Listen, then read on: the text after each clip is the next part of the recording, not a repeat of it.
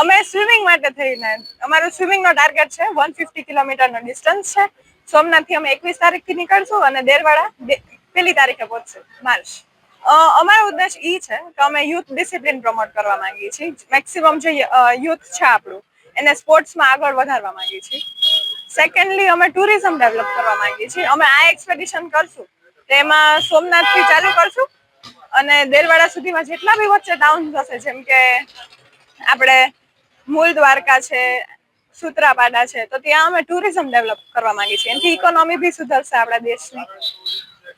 લોકોનો અમે આધ્યાત્મિકતા તરફ ઓલું કરવા માંગીએ છીએ અને બીજો સંદેશ એ છે કે ડિસિપ્લિન પ્રમોટ કરવા માંગીએ છીએ. જે મેક્સિમમ માઇન્ડસેટ બધાનું બદલવા માંગીએ છીએ કે આપણે બધાને શું હોય કે દરિયાથી બીક લાગતી હોય, પણ આ એક્સપેડિશન કરીને અમે એ કહેવા માંગીએ છીએ કે આપણા હ્યુમનમાં બધી કેપેસિટી છે, આપણે બસ કરે જ જોઈએ.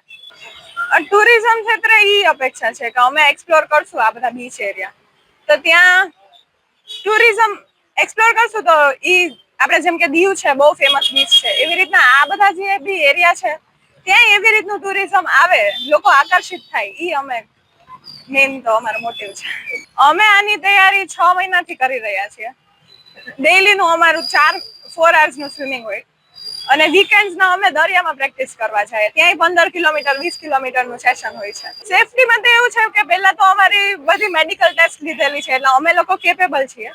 પણ સેફટીમાં હારા અમારા લાઈફગાર્ડ હશે, 2 બોટ હશે અને એવરી સ્વિમર હારે 1 કાયાકર્સ હશે. અમે 3 સ્વિમર્સ હશું અને 4 કાયાકર્સ હશે.